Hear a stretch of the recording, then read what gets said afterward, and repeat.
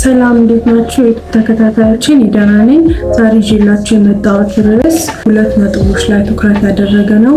የመጀመሪያው በጸጸት ውስጥ ያለ ሰው ምን ማድረግ አለበት የሚለው ሲሆን፣ ሁለተኛው ደግሞ በትላንትናና ነገ ውስጥ ዛሬን መኖር ያልቻለ ሰው ትላንትናን እያሰበ ነገን ደግሞ እያብሰለሰለ ዛሬን ግን መኖር የማይችል ሰው ወይንም ለመኖር የከበደው ሰው ምን ማድረግ አለበት የሚለውን ርዕስ እንደ ሀሳብ ይዘን እንወያይበታለን ማለት ነው።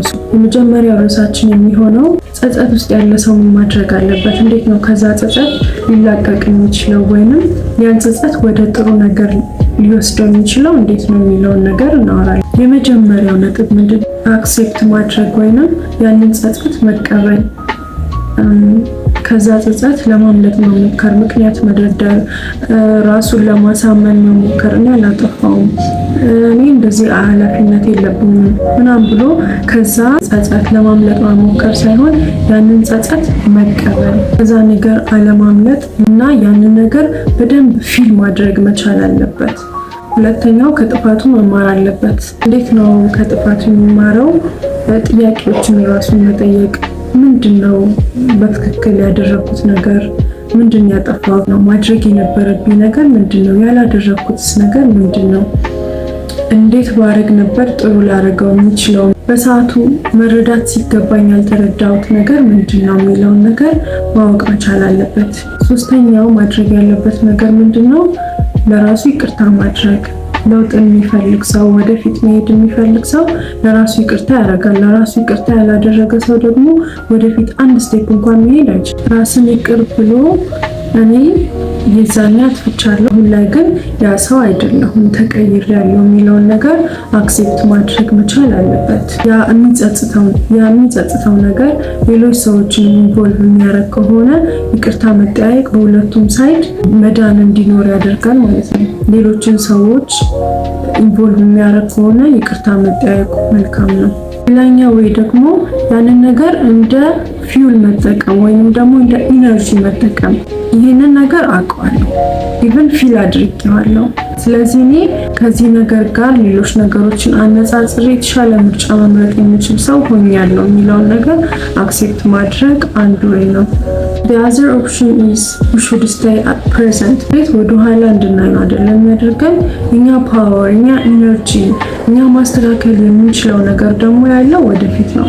ለወደፊት ደግሞ ዛሬ ላይ አንድ ስቴፕ ወደፊት ትንሽ ፈቀቅ ማለት ስቶሪያችንን ድጋሚ እንድንጽፈው ስለሚረዳን should stay in present። እስካሁን ያወራነው ስለ ሪግሬት ነው አይደል? ሪግሬት ደግሞ ከጀርባችን ያለ ወይንም የትላንትና ስቶሪ ነው የሚሆነው ሪግሬት። አሁን ደግሞ የምናወራው ስለ ፊውቸር ብቻ እያሰበ ዛሬን መኖር የከበደው ሰው ምንድነው ማድረግ ያለበት የሚለውን ርዕስ ነው የምናወራው። ፊውቸር ላይ ስታክ የሆነ ሰው ምንድነው ማድረግ ያለበት? የመጀመሪያው ነገር ወደፊታችን ዛሬያችን ላይ ቤስድ የሆነ መሆኑን ማወቅ መቻል አለበት።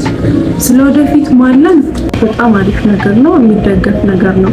ነገር ግን ምንም ነገር ሳናደርግ ወደፊትን ብቻ ማለማችን ትክክል አይሆንም። አለ የሆነ ነገር እየሰራን ካልተገኘ ወደፊትን ማለም ብቻ ህልመኛ ሆኖ ነው የሚያስቀረን። ህልመኛ ብቻ አድርጎ ነው የሚያስቀረን። ስለዚህ ወደፊትን ማለም ብቻ ሳይሆን የሆነ አክሽን መውሰድ አስፈላጊ ነው ብዬ አስባለሁ። አስቡት፣ ዛሬ ላይ የሆነች አይነት ስቴፕ ከወሰድን ወደ ነገያችን እየቀረብን እንሄዳለን። ዛሬ መለማመድ መቻል አለብን። መተንፈስ፣ ዙሪያችንን በደንብ መቃኘት። ዙሪያችንን በምንቃኝበት ጊዜ ሶስት ነገሮችን በደንብ ማጤን አለብን። ሁለቱ የምንሰማቸው፣ አንዱ ደግሞ ፊል የምናደርገው ወይም የሚሰማን ስሜት ነው። ስለዚህ በዚህ መልኩ የእኛን ዙሪያ መቃኘት እንችላለን። ኦቨር ፕላኒንግን ሊሚት ማድረግ መቻል አለብን።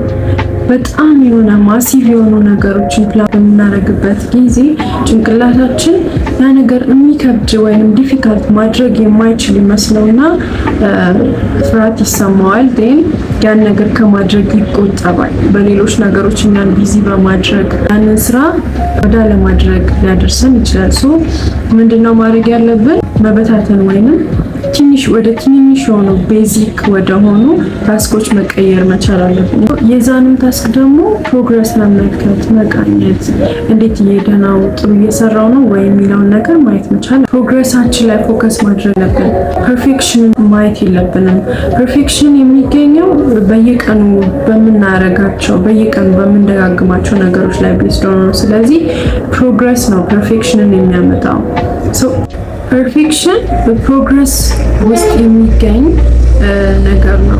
የሆነ ነገር ገና ስንጀምር ፐርፌክት እንዲሆን መጠበቅ የለብንም። ያ ነገር እኛ ኤግዛውስትድ እንድንሆን ያደርገናል። ስለዚህ ፐርፌክት የሆነ ነገር መጠበቅ ሳይሆን ፕሮግረስ እያየን ራሳችንን እያሻሻልን እየተስተካከልን ወደፊት መሄድ። አንድ በጣም ማወቅ ያለብን ነገር ወይንም ማስተዋል ያለብን ነገር ምን እንደሆነ ታውቃላችሁ? ነገ እንደ ነገ ሆኖ ወደኛ አይመጣም። ነገ እኛ ጋር ሲደርስ እንደ ዛሬ ሆኖ ነው የምናገኘው። ስለዚህ ዛሬን መኖር ያልቻለ ሰው መቼም መኖር አይችልም ማለት ነው። ነገ እንደ ነገ ሆኖ እናገኘዋለን ብላችሁ ተስፋ የምታደርጉ ሰዎች ተስፋ አቁረጡ። ኔቨር። ነገ ስታገኙት ዛሬ ነው የሚሆነው። የቀን ህልመኛ ሆናችሁ ከምትቀሩ ዛሬ ነው ተነስታችሁ የሆነች ነገር በማድረግ መጀመር መቻል አለባችሁ። ስለዚህ ምንድነው የምመክራችሁ ምክር? ዛሬ ኑሯት። ምክንያቱም ነገ ወደኛ ስትደርስ ዛሬ ትሆናለች እና ዛሬ ኑሯት እላችኋለሁ።